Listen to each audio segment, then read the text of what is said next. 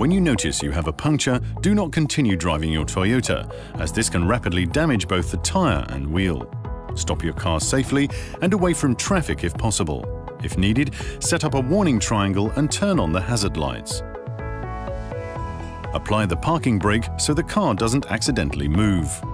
Locate and examine the puncture. Don't use the repair kit if it's larger than 4 mm in diameter, if the wheel rim is damaged, or if the tyre has been flat or at low pressure for an extended period. Move the vehicle so that the puncture is positioned as high as possible in the top half of the tyre.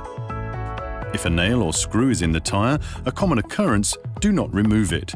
Make sure also that the air valve is positioned in the top half of the tyre. This will help stabilize the bottle of sealant you'll be using. The Toyota tyre repair kit is located in the trunk under the false floor. The kit consists of a compressor for reinflating the tyre, a bottle of sealant you'll use to fill the hole, and warning stickers. First, apply a sticker to the wheel to show there's sealant in the tyre. Apply another to the A pillar to remind you to change the wheel at the next opportunity. Remove the valve cap and screw the sealant bottle tightly on the valve. Then, remove the cap from the end of the sealant bottle. Unravel the hose at the back of the compressor and screw it tightly onto the sealant bottle. Unravel the wiring connected to the compressor and plug it into the auxiliary socket inside the car. For a non-hybrid vehicle, start the engine.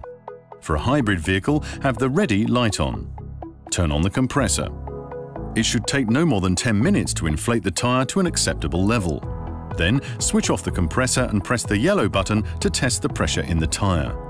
It's important to check your owner's manual for the correct pressure level for your vehicle. If the tyre does not reach this, you'll need to call a recovery service.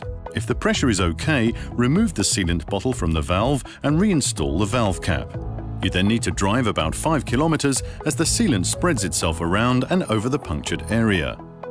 Drive with caution because the tyre is not yet fully reinflated. Then, stop and re-examine the tyre. If it appears damaged, you should call a recovery service. If it remains inflated and looks okay, refit the kit and continue to inflate the tyre to the pressure listed in the owner's manual. The car is now safe to drive, but don't exceed 80 km per hour. And accelerate, brake and corner gently. The repair is only a temporary measure. Go to a Toyota repairer as soon as you can. There, you'll receive expert assistance and the best possible care for your Toyota, ensuring that your driving experience remains safe and pleasurable.